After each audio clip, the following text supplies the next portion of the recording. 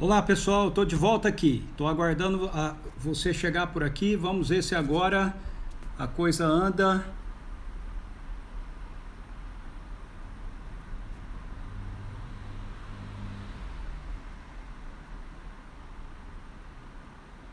Estou colocando de novo aí a publicação, 2 Coríntios 4, 1 a 6. A minha internet ficou travada aqui, eu tive que reiniciar meu modem.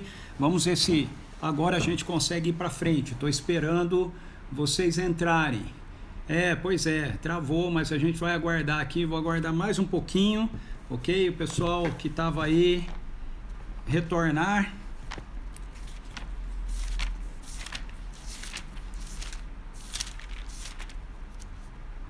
Vamos lá, 2 Coríntios capítulo 4. O pessoal vai chegando por aqui, vai retornando. Agora eu não vou conseguir cumprimentar todo mundo não, tá? Porque senão não vai dar tempo. Ficou agora tempo apertado. Mas eu sei que está chegando aí, seja bem-vindo. Eu vou esperar só mais um pouquinho para o pessoal estar ciente aí que a gente voltou. Eu espero que não trave novamente por aqui, ok? Vou mandar aqui de novo umas notificações para o pessoal saber que a gente está de volta e ver se o pessoal consegue participar aí com a gente. Vamos ver, quem sabe dá certo da turma estar conosco por aqui, não é? Então beleza, já mandei para alguns aqui, não vou conseguir mandar para todo mundo.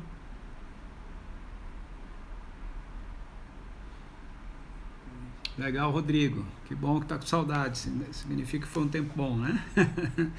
Muito bem, vamos lá, gente. 2 Coríntios capítulo 4, versículos 1 a 6, sem mais delongas. A oração já ficou valendo da live anterior que estava aqui, da conexão anterior que acabou travando e caindo. Tomara que a gente não tenha esse problema. Hoje aqui eu não posso garantir, está um tempo bem feio aqui, ventando bastante quando isso acontece na minha região aqui. Essa internet que é maravilhosa que a gente tem, né? Começa a dar problema, mas vamos lá, vamos tentar. 2 Coríntios capítulo 4, versículos 1 a 6. Portanto, tendo este ministério pela misericórdia que nos foi outorgada, não desanimemos. Pelo contrário, rejeitamos os procedimentos secretos e vergonhosos, não fazemos uso de qualquer tipo de engano, nem torcemos a palavra de Deus. Mas por meio do claro ensino público da verdade, recomendamo-nos a consciência de todas as pessoas perante Deus. Contudo, se o nosso evangelho está encoberto, para os que estão perecendo é que está encoberto. O Deus desta presente era perversa cegou o entendimento dos descrentes, a fim de que não vejam a luz do evangelho da glória de Cristo, que é a imagem de Deus.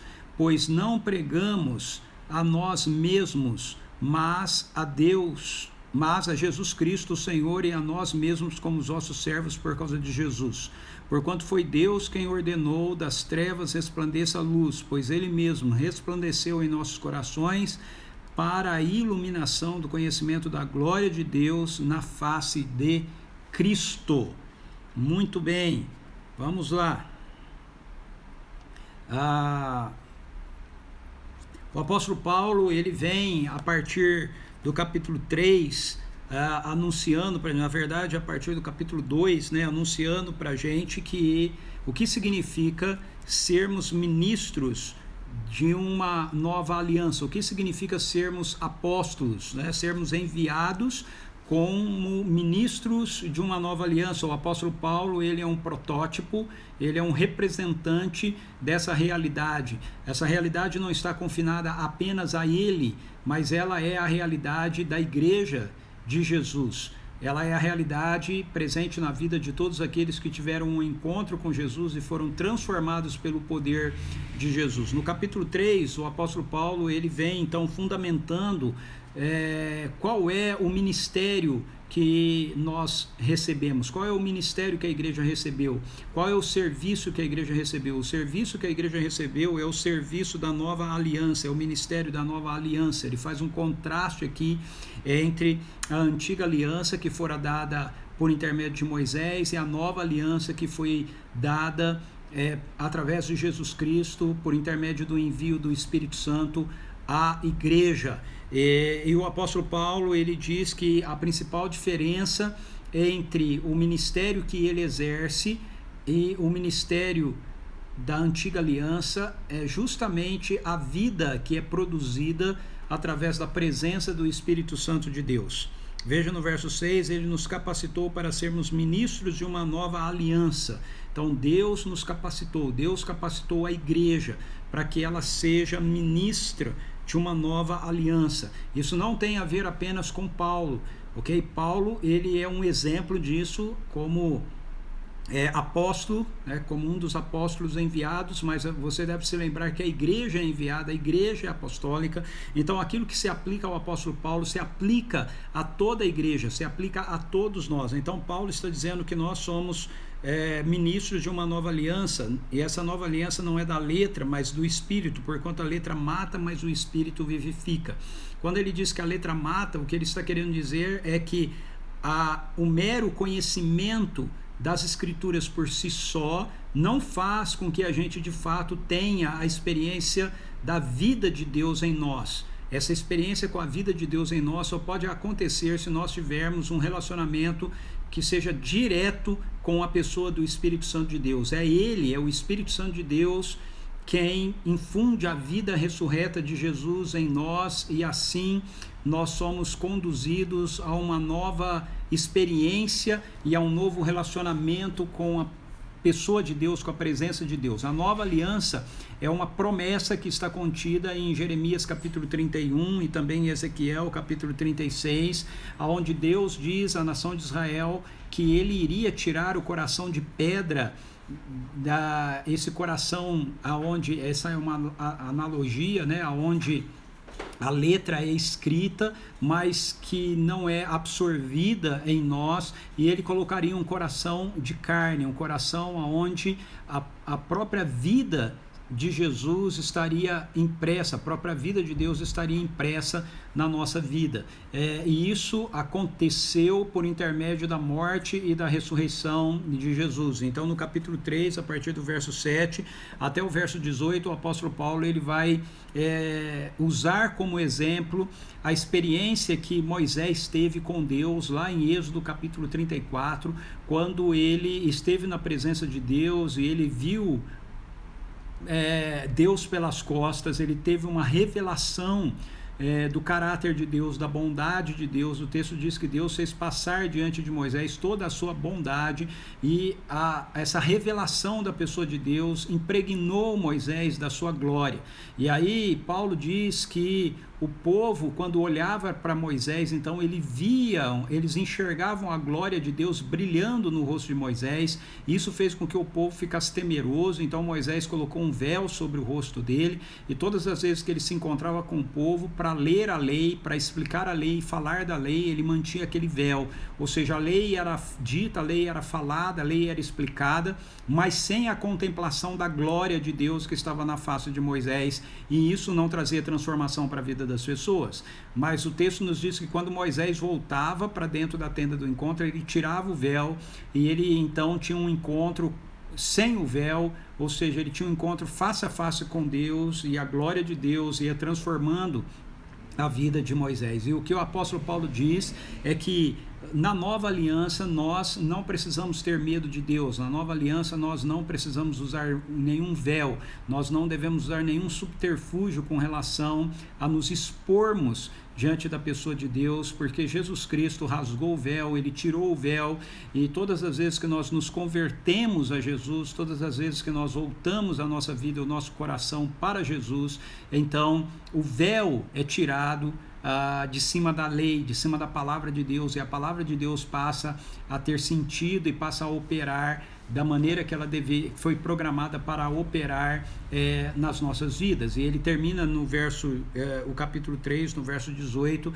falando que nós estamos então dentro de um processo onde a glória de Deus vai sendo refletida por nosso intermédio.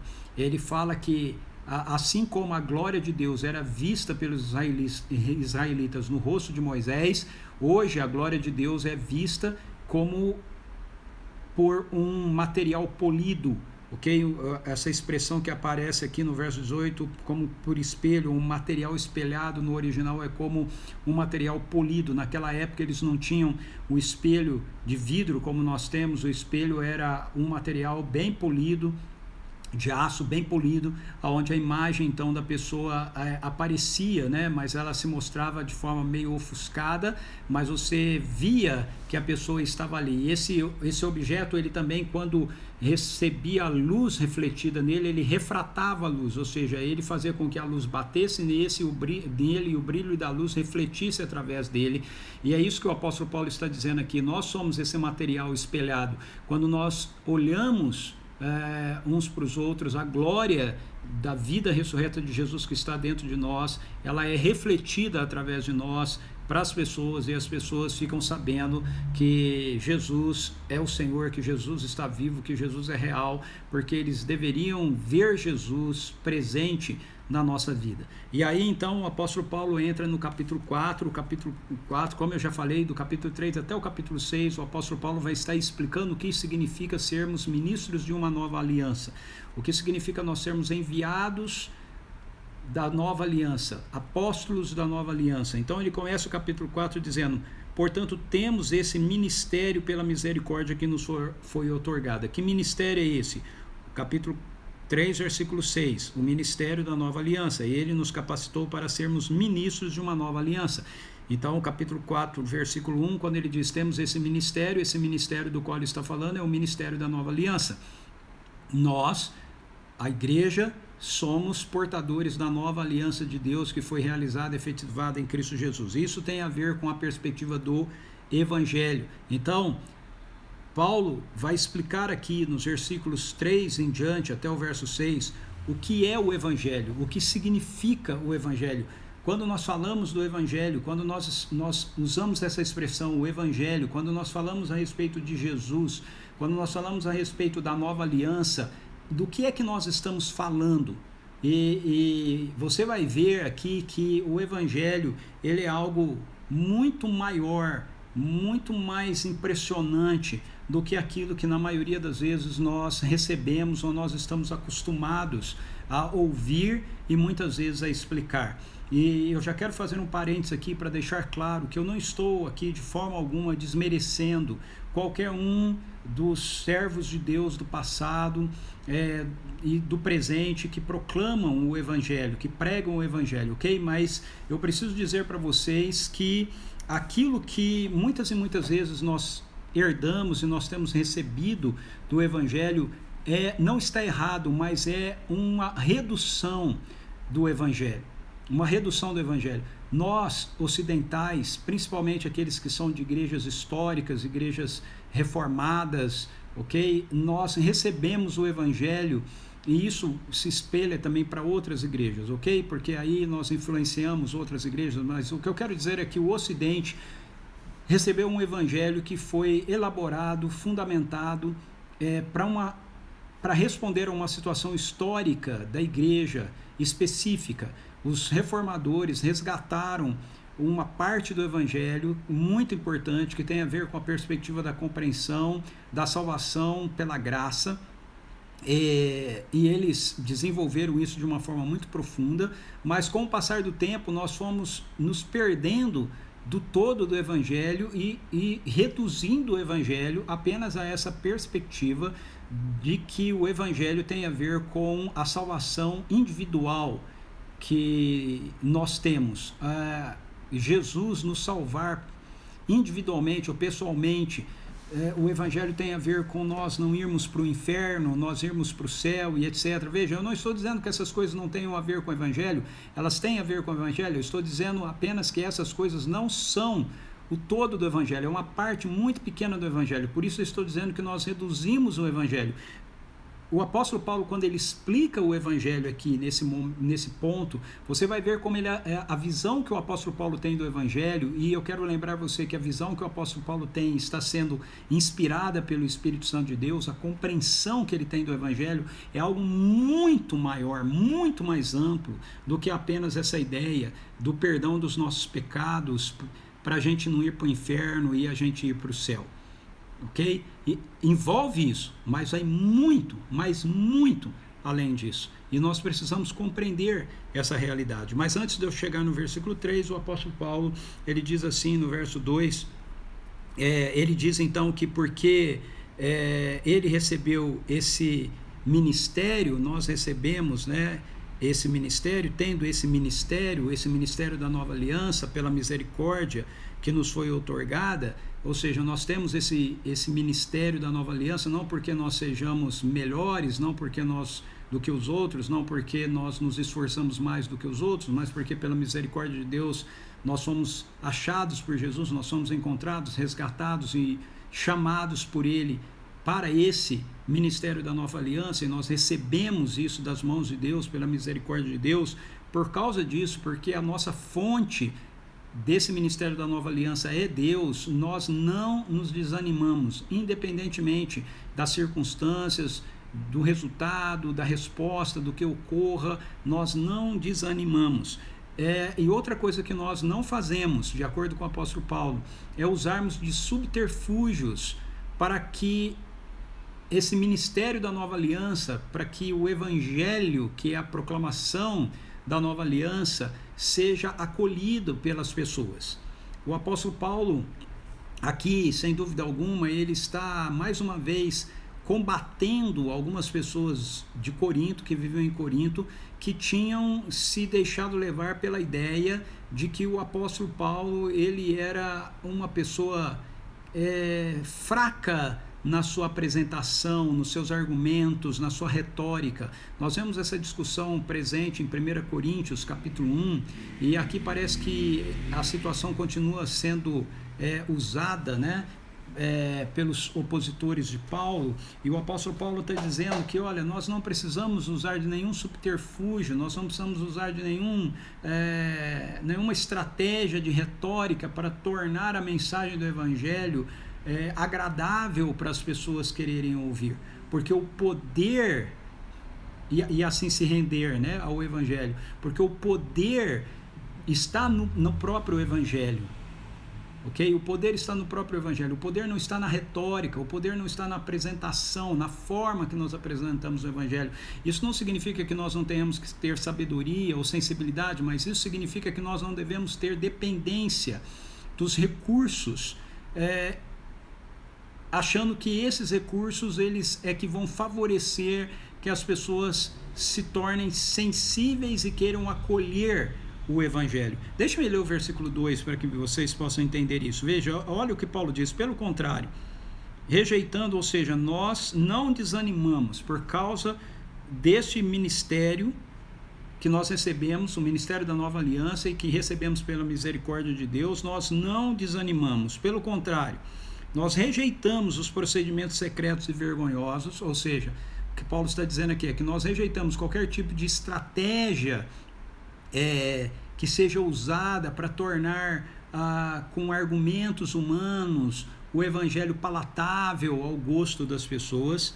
Não fazemos uso de qualquer tipo de engano, nem torcemos a palavra de Deus. Ele está dizendo, nós não vamos apresentar o evangelho de uma maneira que seja agradável para as pessoas, procurando enganar as pessoas, ocultar coisas relacionadas ao evangelho das pessoas para que as pessoas possam então aceitá-los. Mas, por meio do claro ensino público da verdade, recomendamos-nos a consciência de todas as pessoas perante Deus. Ou seja, ele está dizendo, olha, eu vou simplesmente pregar o evangelho da forma mais clara, mais objetiva, mais direta que eu puder fazê-lo, recomendando a consciência das pessoas perante Deus, ou seja, recomendando, na verdade, as pessoas para que elas se rendam a Deus, a consciência delas diante de Deus, para que elas se rendam a Deus. Vamos fazer uma aplicação nisso aqui. Hoje em dia, por causa de toda essa situação aí de pandemia e tudo mais, virou-se assim, a internet, né, o mundo da internet virou o grande palco para a apresentação de tudo quanto é mensagem, incluindo o evangelho. Nós descobrimos ou fomos empurrados, né, necessariamente para um contexto onde nós precisamos usar da internet, dos recursos online para os nossos encontros, para os cultos, né, e etc. Veja, eu espero que você me entenda, ok? Eu não estou dizendo aqui que não seja correto nós procurarmos usar esses recursos, ou fazer o melhor com esses recursos, mas o que eu tenho percebido é que muitos pastores e muitas pessoas começaram a achar que o que vai manter as pessoas nas suas igrejas, ou trazer pessoas para as suas igrejas, ou acolher uma boa comunicação, uma boa estrutura, ok? De live, etc. O que eu recebo acho que a internet fica sabendo que a gente faz live, né? Mas o que eu recebo de propaganda aqui, né, de cursos de como fazer uma boa live, uma live dinâmica e tudo mais para ganhar, né, as pessoas que ouvem, sabe? Esse é o ponto que o apóstolo Paulo está colocando aqui. Não, eu não tenho nada contra nós tentarmos fazer o melhor, mas eu tenho tudo contra quando a gente começa a achar que é por conta desse melhor que a gente vai fazer que o evangelho vai ter poder na vida das pessoas. O evangelho não tem poder na vida das pessoas porque você tem uma boa live com recursos, com técnicas para que a live seja boa, porque você tem uma transmissão do seu culto todo elaborado, ok? Com tudo isso é bom, ok? Tem o seu lugar, mas quando você começa a achar que por causa dessas coisas é que o evangelho vai ter poder na vida das pessoas, para transformar a vida das pessoas, você está se perdendo do ministério da nova aliança. Eu acho que essa é uma boa aplicação aqui. Se o apóstolo Paulo estivesse aqui, creio que é isso que ele estaria dizendo aqui. O que ele está dizendo na época lá dos Coríntios é que ele não precisava da retórica grega que eles esperavam tanto que ele utilizasse para comunicar o evangelho. Eles achavam que Paulo falava do evangelho de uma forma muito direta, que ele deveria usar da retórica dos filósofos gregos, e Paulo está dizendo, eu não vou fazer isso, eu não vou usar a retórica dos gregos, eu não vou encobrir o evangelho, eu não vou tentar floreá-lo para que ele seja bonito para as pessoas, eu não vou tentar esconder partes dele que podem ser ofensivas às pessoas. Meus queridos e queridas, hoje nós precisamos voltar a pregar o evangelho assim. Nós precisamos confiar que o poder do evangelho está na nova aliança, o poder do evangelho está naquilo que o próprio evangelho carrega, que é a vida do próprio Deus, a presença do próprio Deus, a energia do próprio Deus na mensagem desse evangelho sendo transmitida pelo poder do Espírito Santo de Deus. E aí vem um questionamento, então, que o apóstolo Paulo levanta aqui. Bom, então, se é assim, se você não precisa da retórica grega, se você não precisa de toda a técnica de comunicação para ser mais adequado na proclamação do evangelho, porque o próprio poder está no evangelho, é inerente à própria mensagem do evangelho, por que tantas pessoas aqui em Corinto ainda não são salvas? Esse é o questionamento deles. Esse pode ser o nosso questionamento também.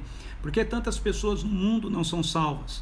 Eu tenho visto muitas igrejas e muitos líderes, muitos pastores achando que o que eles precisam para atrair as pessoas no mundo é que eles usem recursos que sejam agradáveis às pessoas, recursos que atraiam as pessoas pela criatividade, pelo dinamismo e etc., daquilo que eles estão fazendo, no lugar de realmente confiarem no poder da mensagem do evangelho. Eu torno a dizer, eu não estou falando aqui que nós não possamos usar estratégias. O que eu estou dizendo é que, se nós somos honestos, muitas igrejas, muitos pastores deixaram de confiar no poder inerente do evangelho e passaram a confiar nas suas estratégias. Veja, pouco tempo atrás eu vi um artigo falando sobre como nós criarmos comunidades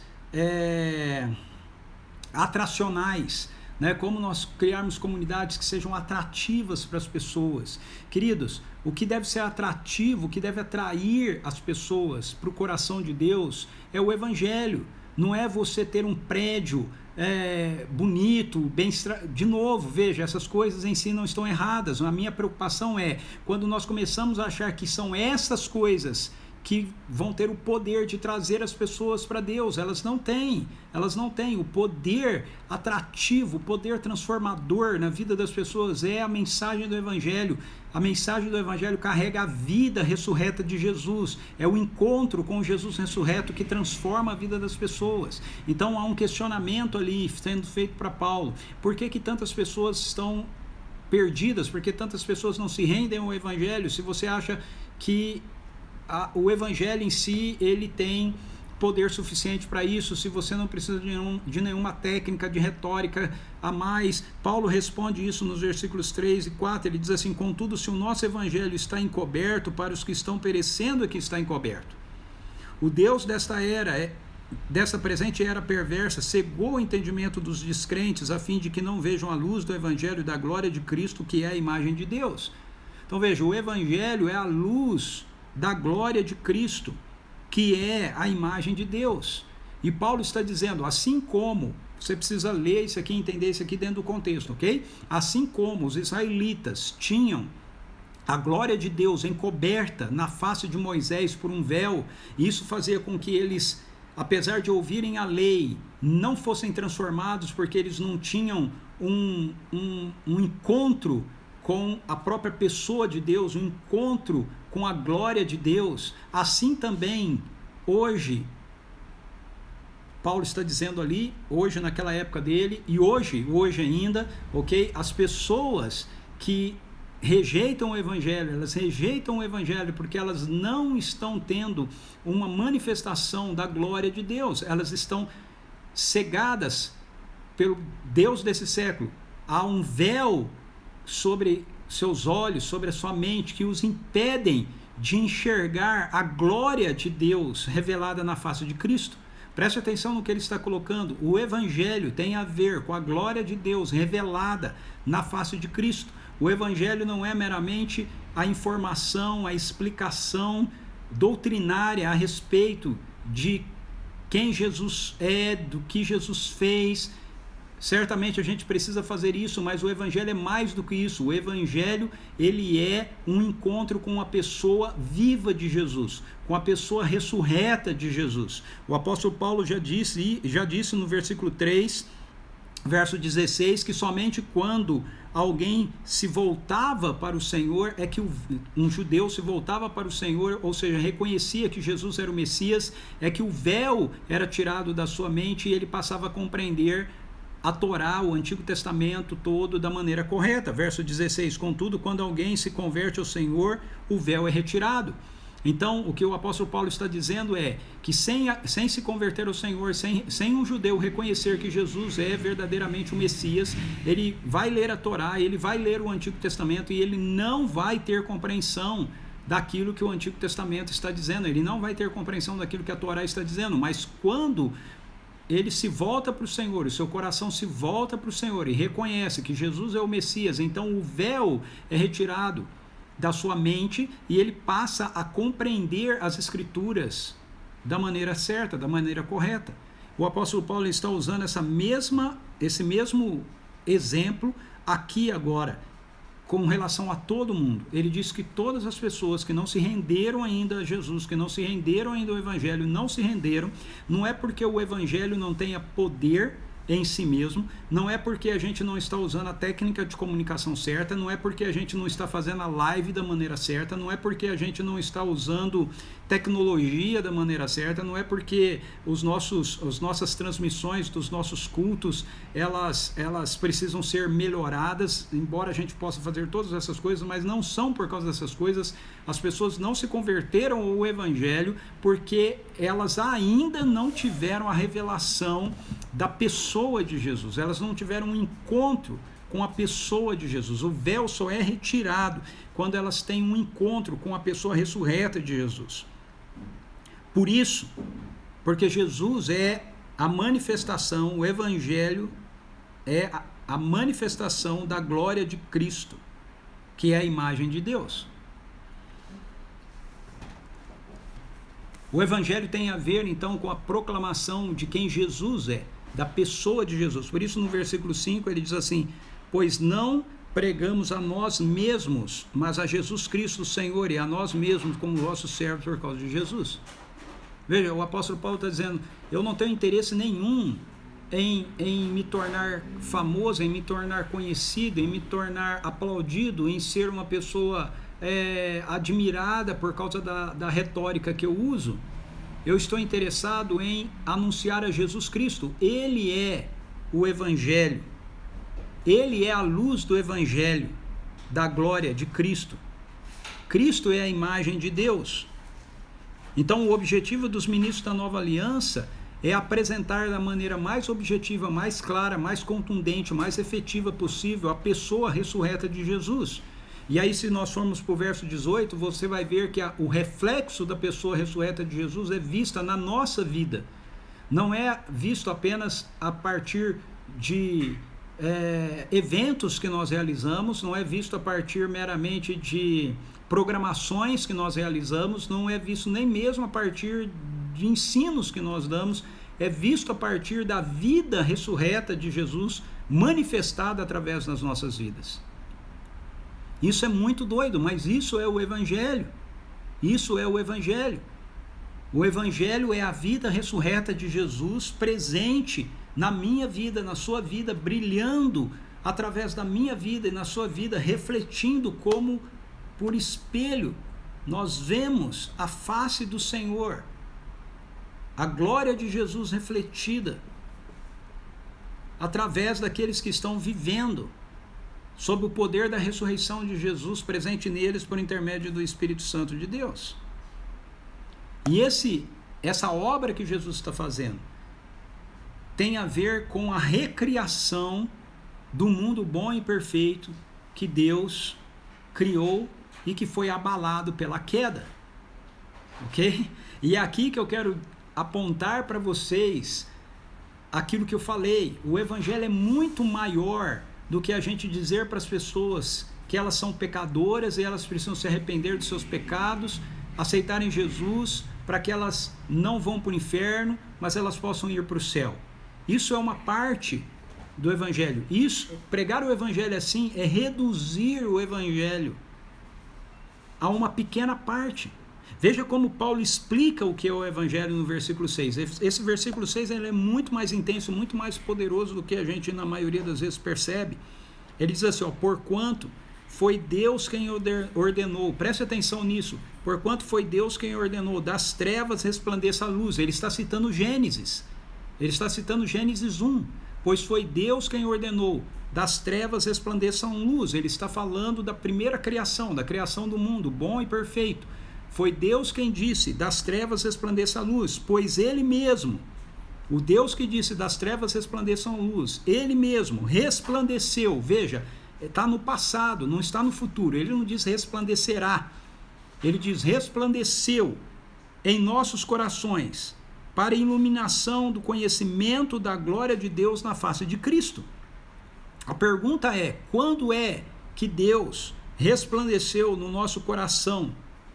Ele resplandeceu no nosso coração quando nós nos convertemos ao Senhor, capítulo 3, verso 16, contudo, quando alguém se converte ao Senhor, o véu é retirado, o Senhor é o Espírito, e onde quer que o Espírito esteja, ali há liberdade, mas todos nós que com a face descoberta, contemplamos como por meio de um material espelhado a glória do Senhor, ou seja, todos nós que temos a glória do Senhor presente em nós e contemplamos a glória do Senhor em nós e uns nos outros, conforme a sua imagem, estamos sendo transformados com glória crescente.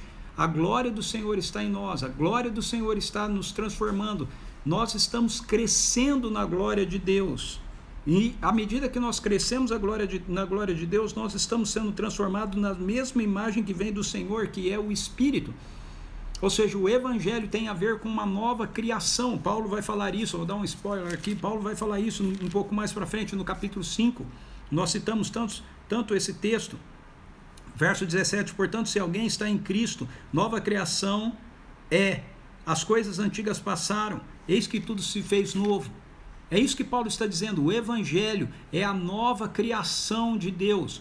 O Evangelho tem a ver com Deus, através de Cristo Jesus, da glória de Deus refletida por intermédio de Cristo Jesus, na nossa vida e através da nossa vida, recriando todo o mundo que foi marcado pela queda, que foi marcado pelo caos. Isso é o Evangelho. O Evangelho não é meramente uma salvação individual. O Evangelho é uma redenção cósmica. O Evangelho tem a ver com Deus em Cristo Jesus ter dado início, a partir do momento que Jesus ressuscitou dos mortos, um novo mundo foi criado. Quando Jesus ressuscita dos mortos, Deus disse: haja luz de novo. Deus disse: haja luz de novo. A luz brilhou e a luz continua brilhando na vida de cada pessoa que se rende a Jesus. Cada pessoa que se rende a Jesus tem a luz de Deus brilhando, a glória de Deus brilhando novamente nela e através dela, transformando todas as realidades da sua vida e transformando toda a realidade da criação. Na ressurreição de Jesus, um novo mundo se iniciou. Nós estamos esperando, muitas e muitas vezes nós jogamos isso para o futuro. Nós estamos esperando no futuro um novo céu e uma nova terra que vai se manifestar na sua dimensão total, que vai ser evidente na sua totalidade, mas nós precisamos entender que esse novo céu e essa nova terra, essa nova criação já se iniciou, já começou. Começa com Deus depositando, através do poder da ressurreição de Jesus em nós, por intermédio do Espírito Santo de Deus, a glória dele. Eu e você estamos, se nós nos rendemos a Jesus, se nós somos salvos, se nós falamos que somos salvos, eu e você estamos carregando a glória de Deus em nós. Você entende isso? Isso é o Evangelho. A glória de Deus que estava na Arca da Aliança, a glória de Deus que estava no tabernáculo, no Santo dos Santos do tabernáculo, a glória de Deus que estava no Santo dos Santos do templo. Essa glória está agora em você, ela está em mim. Isso é o Evangelho. Essa glória é a luz que veio no meio das trevas da queda, que iluminou. Deus disse: aonde haviam trevas, haja luz. E Ele mesmo brilhou nos nossos corações, diz o apóstolo Paulo. Então as trevas que estavam em nós, as trevas que dominavam a nossa vida, elas não existem mais. Uma nova criação aconteceu, as coisas antigas passaram, tudo se fez novo. Você está vivendo dentro de uma nova realidade, há uma nova plataforma para a sua vida, é o reino de Deus, a plataforma do reino. É onde você está estabelecido, onde eu estou estabelecido, onde a igreja está estabelecida. O nosso problema é que nós não compreendemos o Evangelho do jeito que o Evangelho deve ser compreendido. Por quê? Porque nós reduzimos o Evangelho à ideia de que o Evangelho é pecadores salvos pela graça. Isso é uma redução do Evangelho. O Evangelho é a glória de Deus na face de Cristo sendo manifestada na minha vida e na sua vida, nos transformando de glória em glória e refletindo através de nós a um mundo que está marcado pelas trevas, mas que a luz de Deus está brilhando através do seu povo. Jesus disse: vocês são a luz do mundo. É disso que ele está falando. Eu e você, a igreja de Jesus, precisa compreender isso. A igreja de Corinto precisava compreender isso. Paulo queria que a igreja de Corinto compreendesse isso. Que eles não deveriam mais viver dentro da esfera da antiga aliança. Eles agora eram ministros de uma nova aliança. Eles carregavam neles a glória de Deus. A glória de Deus que trouxe luz ao mundo na primeira criação. A glória de Deus que traz luz a nós. Paulo, quando ele fala disso, ele fala baseado não apenas em conceitos, ok? Ele tem o conhecimento dele do Antigo Testamento, mas o que marca a transformação da vida de Paulo é que ele tem um encontro com essa luz. Ele tem um encontro com essa luz. Atos capítulo 9 diz que uma luz intensa brilhou ao redor dele. As trevas da vida de Paulo foram dissipadas. Naquela luz, com aquela experiência de Paulo com a luz de Jesus, com a glória de Jesus, mostrou para ele que apesar dele ter muito conhecimento das Escrituras, ele era cego. Por isso Deus o deixou cego por 3 dias. E que ele iria passar a enxergar, passar a ver, por causa da glória de Deus que estaria presente agora na vida dele. Então, meu querido e minha querida, não é meramente conhecimento da doutrina que faz com que a gente carregue a glória de Deus em nós, é um encontro com a luz de Deus revelada na face de Cristo, com a glória de Deus revelada na face de Cristo, um encontro pessoal com Jesus. Jesus é uma pessoa. Nós precisamos desse encontro com Ele. É espiritual, mas é real. É espiritual, mas é pessoal. E não é individual. Ele é parte de algo maior. Ele tem a ver com a redenção que Deus está produzindo no cosmos. Ele tem a ver com essa perspectiva de que quando isso acontece, então a luz de Cristo começa a brilhar através da nossa vida.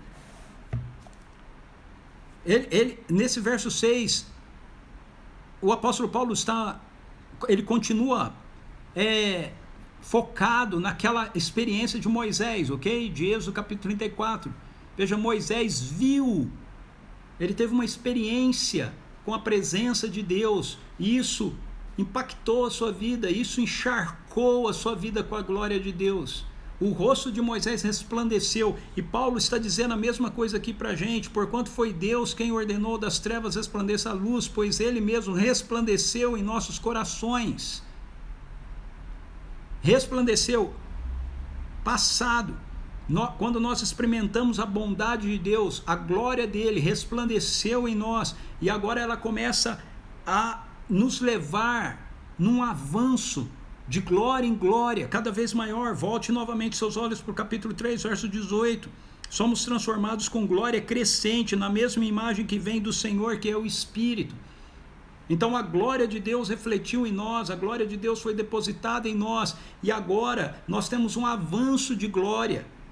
Olha o que Paulo está dizendo aqui: nós somos transformados com glória crescente. Paulo diz um pouquinho para cima que a glória presente de Moisés desvanecia. Ele diz: não somos como Moisés. Verso 13, não somos como Moisés, capítulo 3, verso 13, não somos como Moisés que se cobria com véu sobre a face para que os filhos de Israel não observassem que o resplendor do seu rosto estava dissipando. A glória que Moisés teve, por mais intensa que fosse, ela ia dissipando. A glória que nós recebemos, por menor que ela fosse, quando nós recebemos, ela vai aumentando, ela vai crescendo. Nós somos de glória em glória, nós avançamos.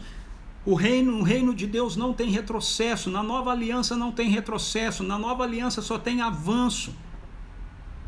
Você precisa compreender o Evangelho assim, você precisa olhar para o Evangelho e entender que ele tem a ver com uma nova criação que ocorreu na sua vida. As coisas antigas já passaram. O que são essas coisas antigas? As coisas da velha ordem, as coisas da queda, já ficaram para trás, já passaram. Mas Ricardo, eu estou nesse mundo ainda, eu ainda peco e tudo mais. Tudo bem, tudo isso é uma realidade, é uma verdade, mas ela não é a realidade da sua vida. Embora seja uma verdade, não é a sua realidade. A sua realidade, a minha realidade, é que nós estamos avançando de glória em glória. Nós estamos sendo transformados à imagem do Espírito, à imagem do Senhor, que é o Espírito. O nosso homem interior, o nosso homem espiritual é que é a realidade da nossa vida. Aquilo que nós não vemos é que é a realidade, não o que vemos. O capítulo 4, Paulo vai ainda falar a respeito disso. Essa é a perspectiva do Evangelho. Ele resplandeceu em nossos corações para a iluminação do conhecimento da glória de Deus na face de Cristo. Então, a glória de Deus resplandece em nós e ela vai nos levando num avanço cada vez maior para que nós possamos nos parecer cada vez mais com Jesus e para que nós possamos conhecer cada vez mais a Jesus. Veja o que ele fala do conhecimento da glória de Deus na face de Cristo. A única maneira de você conhecer a glória de Deus é através da face de Jesus, é através de Jesus. Jesus, verso 5, pois não pregamos a nós mesmos, mas a Jesus Cristo Senhor. Por quê? Porque Jesus é, verso 4, o Evangelho da glória de Cristo, que é a imagem de Deus. Jesus é a imagem de Deus. Hebreus capítulo 1, versículo 3. Jesus é a perfeita, completa, total imagem de Deus. Então, à medida que de glória em glória você vai sendo transformado à imagem de Jesus, o Senhor, que é o Espírito que está vivendo em mim, vivendo em você, nós vamos nos parecendo cada vez mais com Deus, com o Pai. Nós estamos sendo conduzidos então pelo Evangelho na realidade de uma nova criação. Isso é o Evangelho. O Evangelho não é meramente o anúncio de que você aceitou Jesus para ter os seus pecados perdoados e não ir para o inferno e ir para o céu. Isso é parte do Evangelho. Mas o Evangelho é uma nova criação começou, uma nova criação aconteceu, uma nova realidade se iniciou. Nós somos homens do céu vivendo na terra, nós somos mulheres do céu vivendo na terra, nós temos a realidade do futuro trazido para o presente, nós estamos indo de volta para o futuro. A igreja no Ocidente tem andado na sua fragilidade, na sua fraqueza, porque a gente tem confiado mais, diria Paulo lá na época dele, na retórica grega. Hoje nós confiamos mais nos subterfúgios da internet, nos recursos de programações, nas mídias que nos são oferecidos para fazermos boas atividades. Nós temos que parar de confiar nessas coisas, na sabedoria humana. Nós precisamos voltar a confiar no poder do Evangelho que se manifesta através da face de Cristo, na glória de Jesus. Paulo está dizendo aqui, eu não preciso de nada, eu não preciso de retórica, eu não preciso de internet, eu não preciso de mecanismo, eu não preciso de maquiagem, eu não preciso de cortes, eu preciso simplesmente pregar o Evangelho com toda a transparência, com toda a clareza possível, e a glória de Jesus que está em mim vai se refletir através de mim com poder. E quando a glória de Deus se reflete através de nós com poder, sabe o que acontece? As pessoas caem, as pessoas são transformadas, as pessoas são curadas, as pessoas são libertas. Nós precisamos desse Evangelho. Paulo diz para a igreja de Corinto, é desse Evangelho que vocês estão precisando. E eu digo para nós, é desse Evangelho que nós estamos precisando como igreja hoje. Que Deus abençoe sua vida. Meu tempo acabou aqui.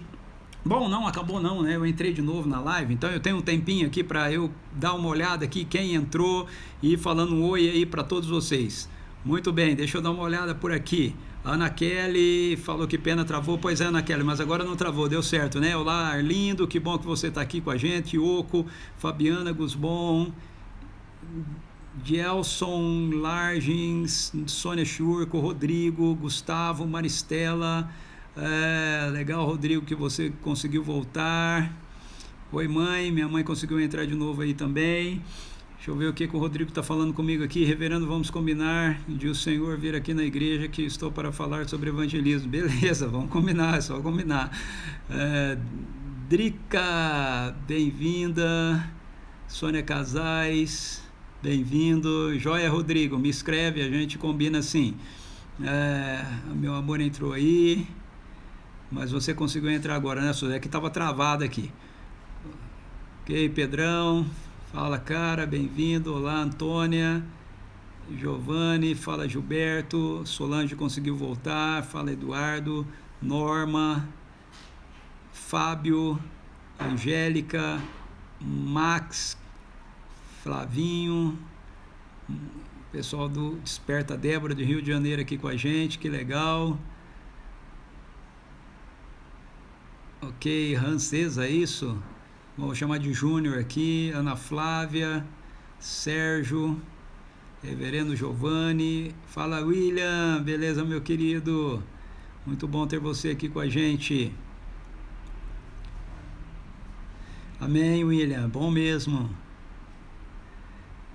Fala, Raquel, a Raquel Vilha aí, ó. Deve ter ficado brava aqui falando sobre a necessidade, que nós não temos necessidade de toda a tecnologia do mundo moderno. Mas não tem problema em usar, viu, Raquelzinha? Tem problema em confiar nela no lugar de confiar no Evangelho. É isso aí, pessoal. Então vamos ficando por aqui. Deus abençoe você.